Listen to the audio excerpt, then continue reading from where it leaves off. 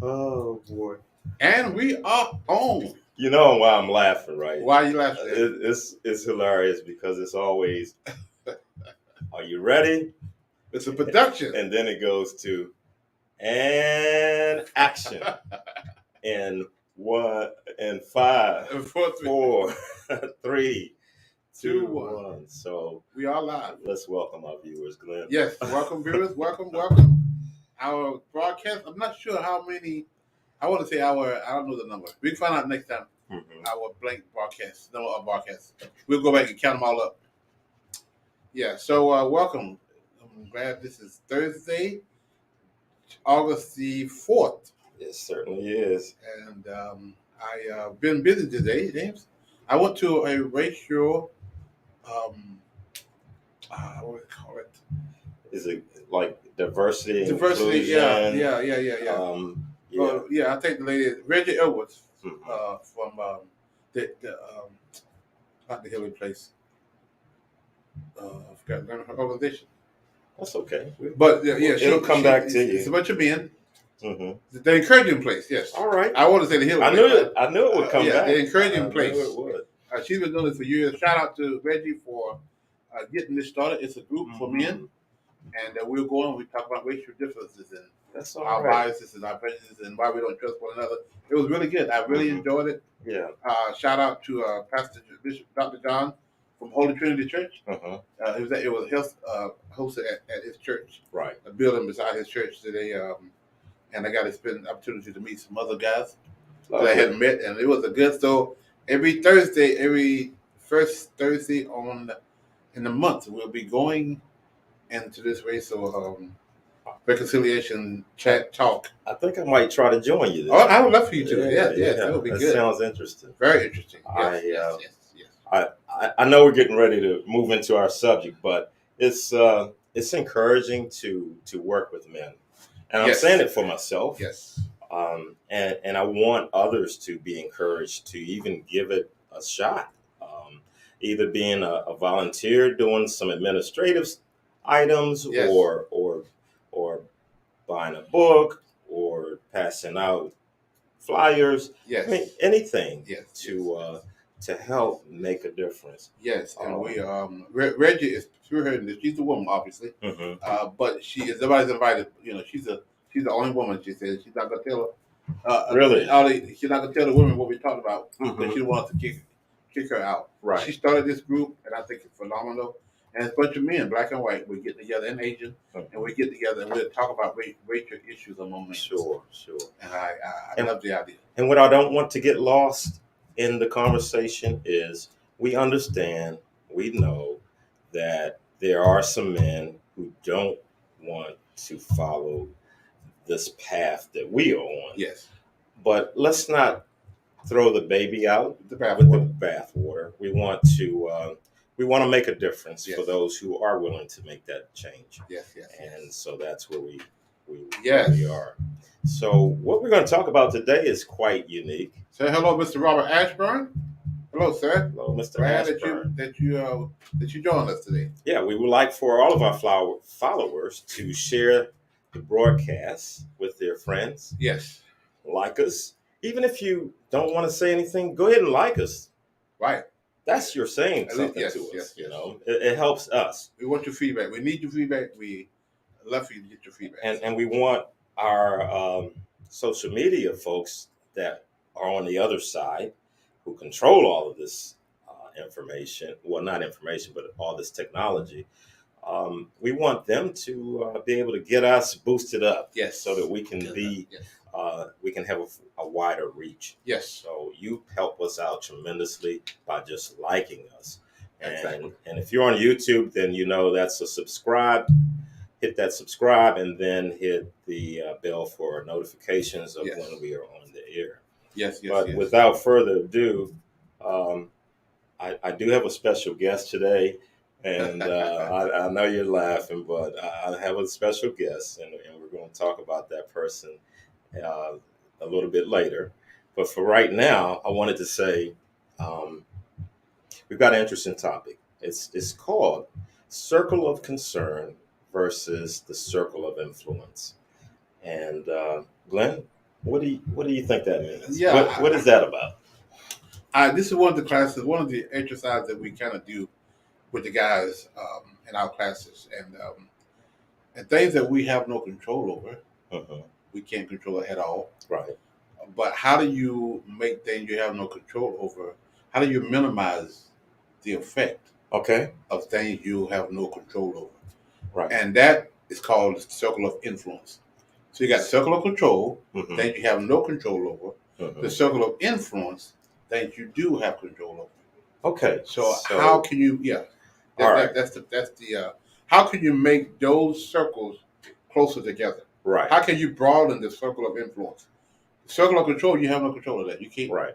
manipulate that one way or the other. Mm-hmm. That's just like the sun coming up Yes, every morning. you can't. Yes, we can't stop. You can't that. But the circle of influence, you can influence that. You can. Okay. You can. I don't want to use the word manipulate, but you can adjust that. Right, because you could either work at night. Yes, Because I don't want to see the sun. Yeah. You know. So you can adjust. And I got a nighttime job, so that doesn't happen, yeah. and I'm gonna be asleep when it comes up. Yeah, yeah. Or So we talk about this to the guys mm-hmm. a lot, and they understand that because they always complain about different things. That Mm-hmm. some things you cannot change. Right. What are the things that you can change? Let's focus on the things you can change. Absolutely. And that's what. But that's life in general. Mm-hmm. It ain't just guys who are struggling with child support, or struggling with, probation officer, or struggling with incarceration. Mm-hmm. That's life in general. That's all of us. Right.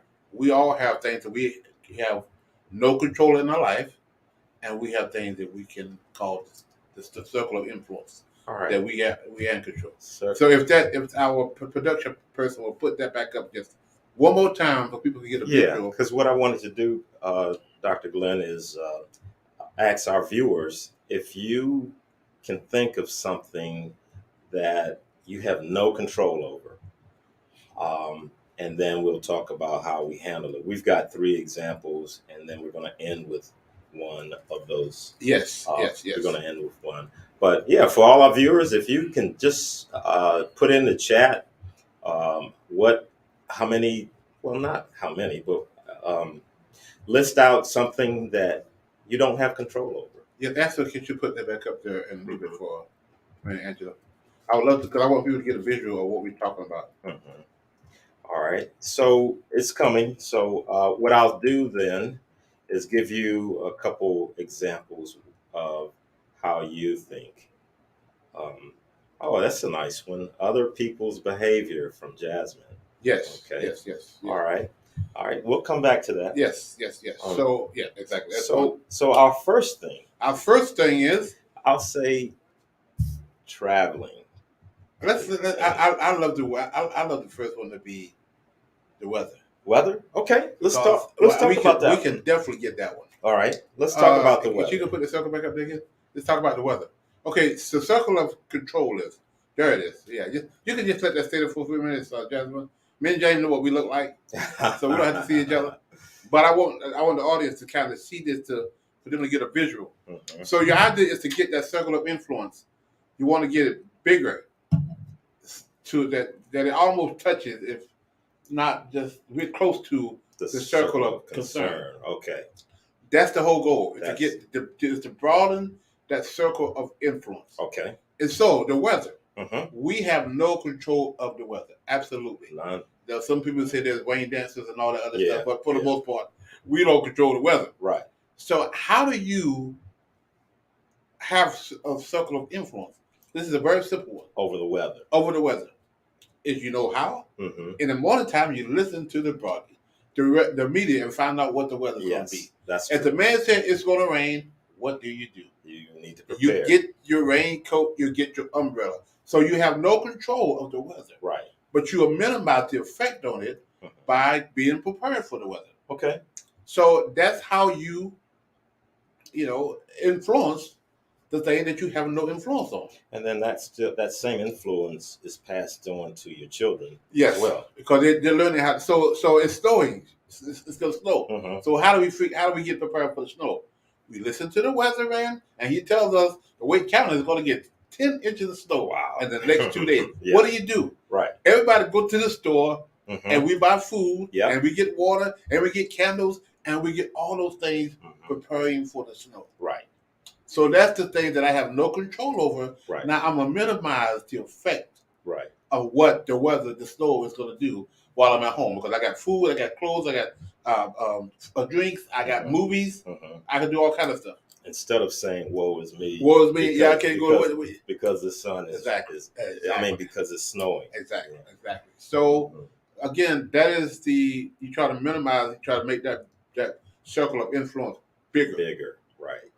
So let me ask you a quick question then. If that circle is not bigger, the circle of influence, if it's not bigger, then what typically happens? You get wet. If it's raining, right, you get stuck at home with no food when it's snowing. Absolutely. It's gonna be 105 degrees tonight today. So you don't go outside and with an overcoat on. Right. So you are influencing, doing your part, because the thing again, you can't control the weather. That's the concern. You can't control that. Okay. Now let's move to the next example. And this is one everybody can relate to, I believe. How about pandemic? The pandemic. Now, we had no control over this coronavirus, whatever stages, how many variants, we have no control of it. Right. We all wanted to go away. Everybody.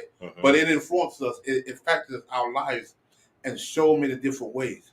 So how do we adapt to this coronavirus? We did it by taking the vaccine. Yes. So our influence of our minimizing the effect that corona could do to us is by taking the virus, taking the vaccination. Vaccination. So how do you? That's how we minimize it, by taking some vaccination. So before the vaccination came out, people was really, really dying and getting sick, and hospital was at the max, and people were scared to go out.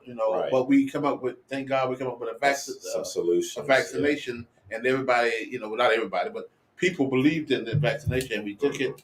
We got boosted.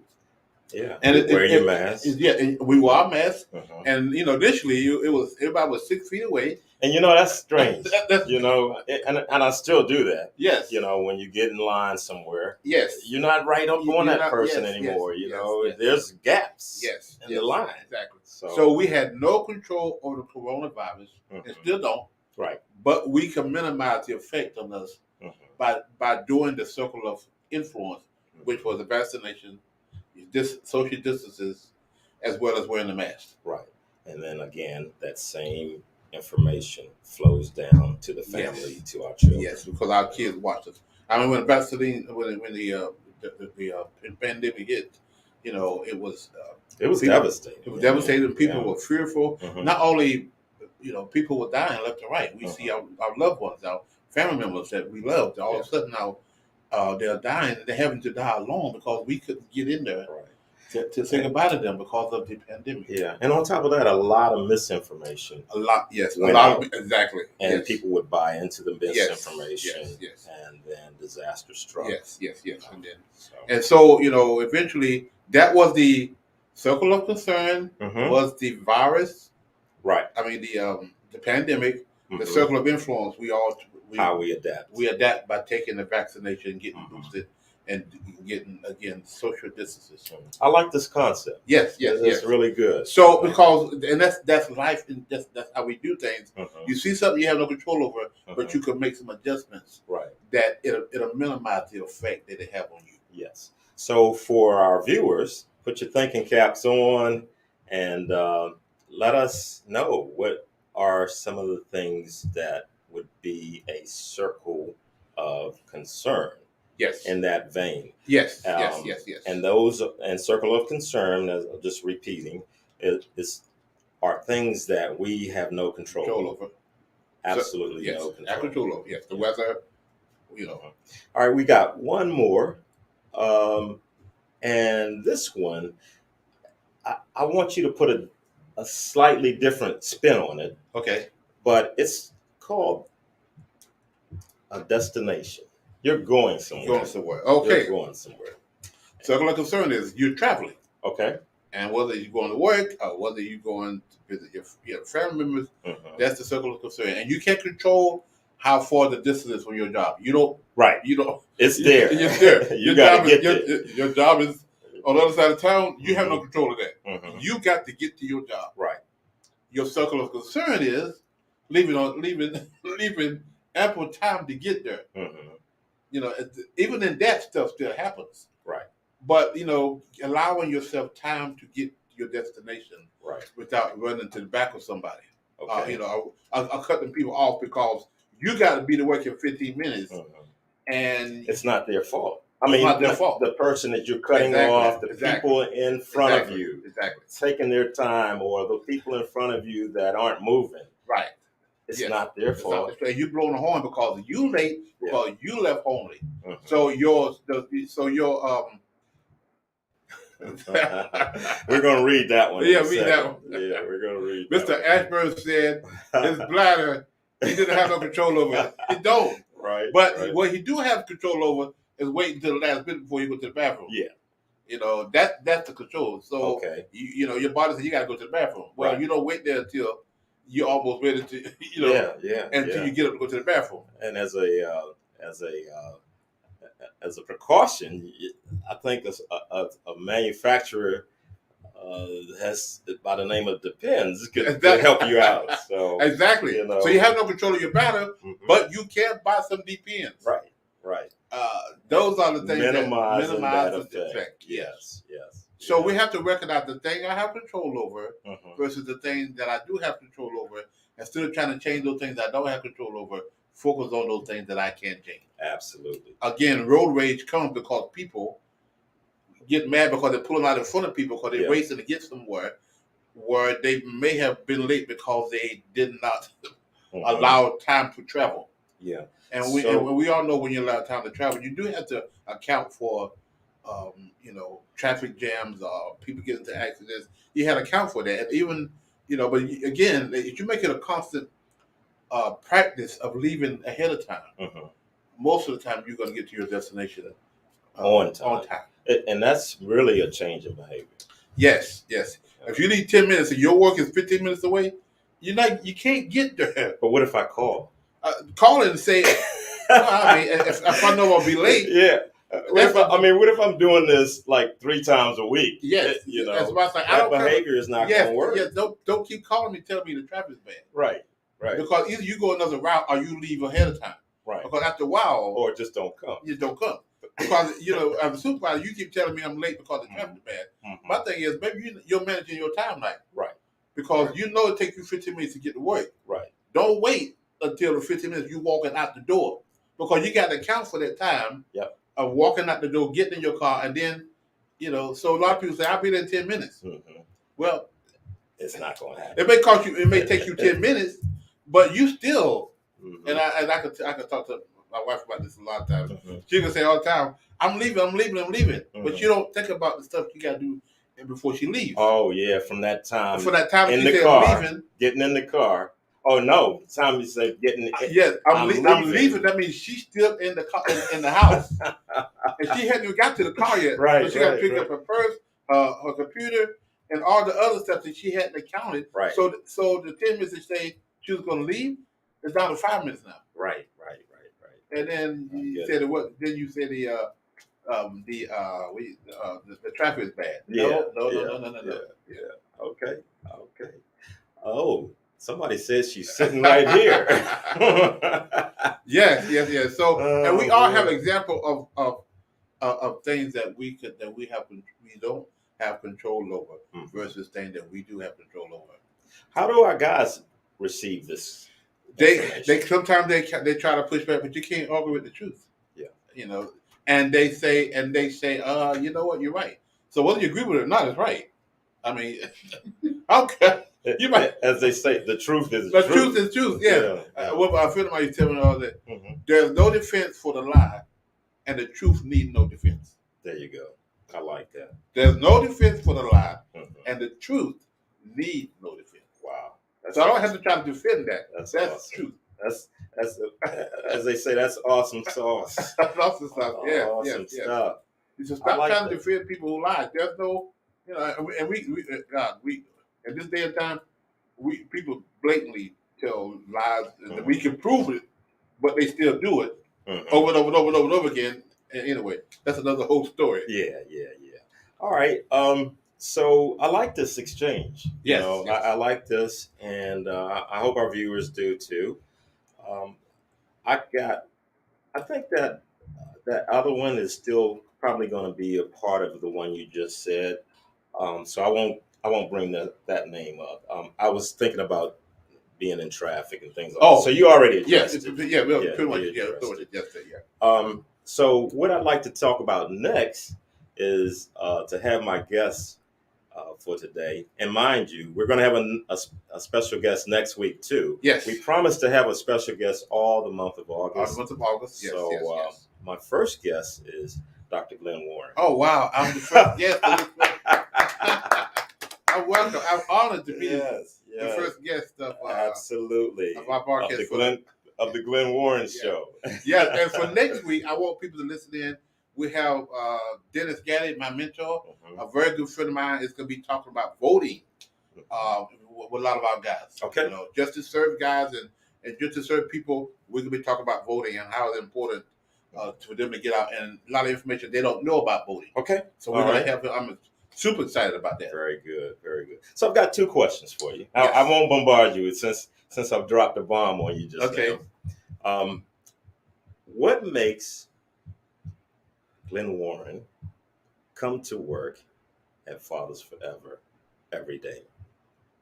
Wow. What makes Glenn Warren come to work at Fathers Forever every day? James, and I'm saying every day because I know you do stuff on the weekend too. Yes. James, and that's a simple answer to that.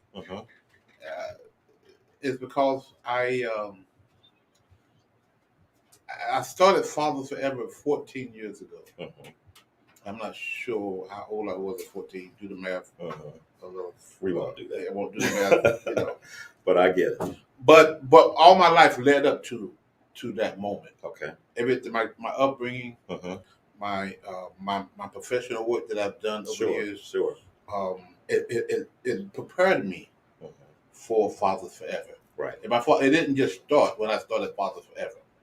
And everything that I did prepared me for year one. It didn't just it didn't just start out as saying this is Fathers Forever.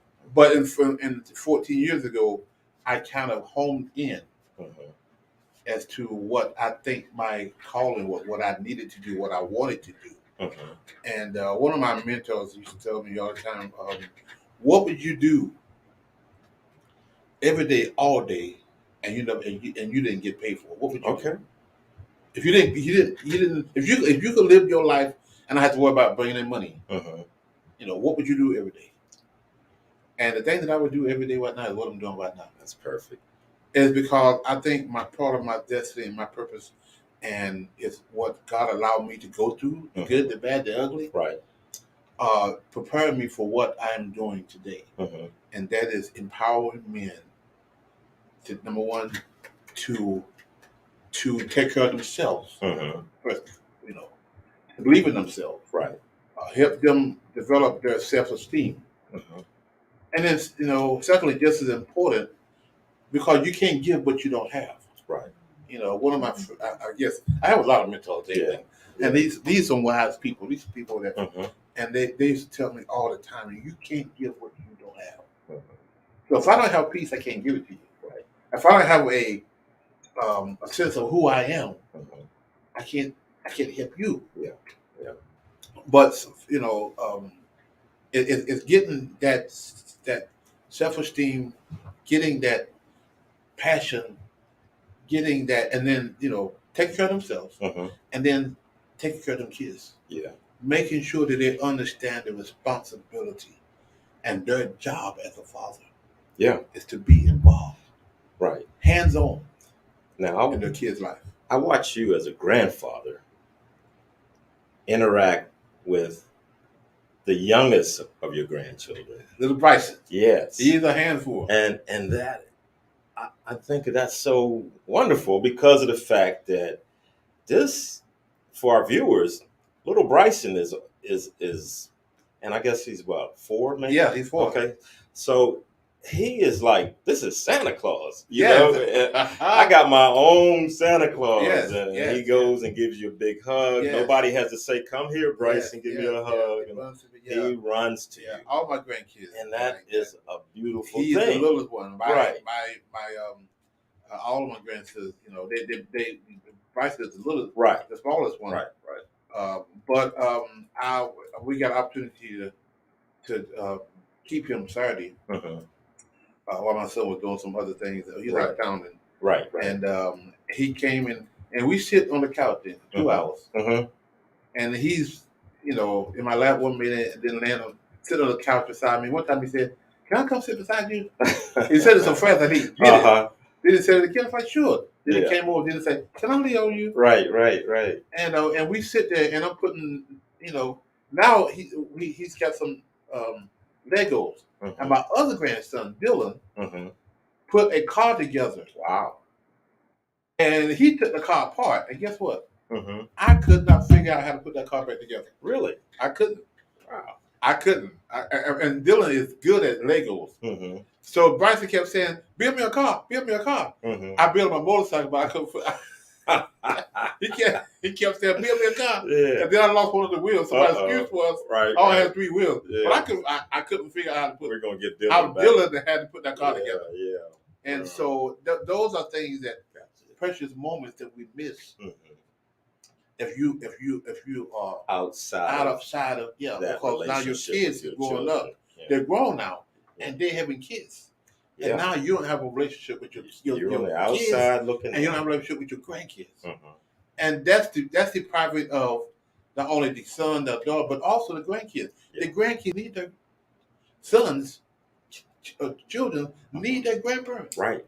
And you don't have access to them because of your behavior in the past. And mind you, little Dylan's dad is here every day, so it's not like he's absent. He's definitely present. I'm sorry, Bryson. Yeah.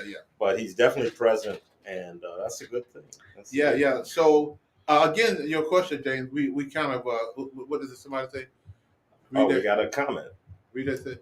It says Frederick Akins said, "Men being men and taking care of their families, being fathers is a glorious thing. Yes, it is. Yes. One of my quotes in the book, it's like heaven must be like a father caring for the well-being of his kids. Oh yeah. Think about that. So heaven, God our Father, is looking out and taking care of his kids. And we as a father, God's got billions of kids that he's taking care of. Right, because he don't have grandkids. That's why you don't have grandkids. God don't have no grandkids. You got to be a child of God. Yes. Even the littlest one still got to be a child. Yeah. So God has given us that title to be fathers, to take care of our kids. Absolutely. And I am so. James, to answer your question is, I do what I do because it's in me to do it. Right. And it's my destiny and my purpose. And I get up every single day and I deal with a lot of stuff that we have to deal with on a regular basis. Yeah. It have not deterred me to the slightest. Amen. I get frustrated? Yes. That's out. I can't say I want to quit. That's never been part of my vocabulary. I've been thinking. Right. I want to work until one day God said, "I'm just going to take you home." And I'm going to be sitting, doing my, and I'm obviously I'm going to not be doing as much as I'm doing now. I mean, I want to sit and write and do whatever, relax, but I'm still going to be doing a lot of. So then that leads me to my last question to you: is where do you see Fathers Forever in 2 or 3 years? In 3 years, I want us. 3 years. I want us to be in. Right now, we're in 2 prisons. I want 3 years. I would love to double that now. I would love to be in 30 different facilities. Okay. Teaching classes. We also, James, as you know, we are training guys. Right. To teach classes. Yes. And we're doing training. You could be in city, interstate. We can train you Zoom because Zoom is what Zoom. We can train you how to teach classes. And then maybe we might meet one time. And face to face. Yes. Yeah. One of our relationships have already strengthened now. We're still doing the child support court, but we're also now doing a lot of incarcerated fathers. Right. And I think right now we're going to put a lot of focus on getting this word into the incarcerated fathers. As we see, Jane, we talked about this, 627,000 fathers have kids under 18 that are incarcerated. That's a lot. 627,000 fathers. But all these fathers, all these kids, and you know what, James? Uh-huh. The circle of influence and the circle of concern. Uh-huh. I can't control that Right. number of the 627,000 fathers who are incarcerated. I can't Right, do anything right. about that number. Uh-huh. But what I can do is help them, the circle of influence, Sure. by getting this word to them about being Yes. a father, getting this book into their hands about being a good father. Uh-huh. That's what we can do to help them. So on that note, then we had 4 young men graduate from the Hammond Road Detention Center Yes. in Wake County. Wake County, yes. We had 4 men that graduated, and Yep, they got yep. their certificates. So we give our shout out to them. We Yes, thank yes, Wake yes. County Sheriff's Department, Yes, for allowing us to come in. allow us to go into Yeah. to the actual facility. Yes. To and to how have the classes. and how we did it. We got 12 classes. We got 2 hours in there, so we had to do 3 hours, 3 classes per Session, yeah. To get the whole 12 classes in there. So Right. they got the whole 12. Yeah. We just did it. So we got 4 weeks on and a week off. So we're off this week. Yeah, yeah. And so next week we'll be back in again. Well, next year we'll be back in it and starting all over again. Yeah. And our goal is again, Dad's at a Distance book. We would love for you to make a donation to buy a book, buy 20 books, buy 10 books. Because it's going places. It's going places. These books are getting into the hands of these fathers. So, talking about going places, I understand you and your lovely wife are going to be going to the state of New York. Yes, we'll be in Albany, New York, Sunday. The Making of a Man. I'll be one of the panelists speaking there, and I'm very excited about it. We would love to take our program to New York. I would love that. And we're going to be talking about fatherhood and the making of the man and all of that good stuff. So this is one. I think they sold out. Wow. They sold out. That is great. Yes. So we are looking forward to, and now that the pandemic is dwindling, we're going to still take our precaution, but we definitely going to start going back out there and doing what we do best, and that is teaching fatherhood. Okay. Well, I know that they have a keynote speaker, and we're not going to belabor our points too long, but his name is Trent Griffin Braff. Yes, I'm looking forward to meeting him. I haven't met him, but I'm looking forward to meeting him. And all the other panelists that was going to be on the panel. So I won't want to mention all those names, but if you're interested, call up here. We'll get you, well, there's the address on the flyer, but if you need more information, feel free to call us or stop by. Yes. Fathers Forever. If you want to invite us to come and be a part of your conference, man, you go to our website and fill out the request, and we'll look into it, and we'll be there if we can. Well, Glenn, we're back at that time again. We're back at that time again. Wow, we had fun. When we thought that, this is going to be a short day, we'll probably do it in 15 minutes. Yes, we always say that it's going to be a short time, but then we're glad our viewers are sticking with us. Please share this episode of our broadcast with your friends. It'll be ready to go in about a half hour, I think. Yeah. Please share it. Or if you feel like you need to listen at it again, do that. But we thank you for joining us today. Yes. I am very excited about it. Some people don't do like to do live broadcasts because I know 2 people who didn't. Back a year or more ago. Yeah, we didn't. Yeah. Some people say, they do a broadcast, but they record it. They don't do live. They do but we always done our live, and I think I love doing the live. I mean, we could do the recorded one too. We both love it. Yeah, I think I do. I love the live broadcast. So anyway, until next week, until next Thursday, you got any final words, James? I'm just saying, stay safe, and we look forward to bringing more information to you next week, especially our guest for next Thursday's broadcast. So please stay tuned, and we will see you next week. All right, have a good one. Take care.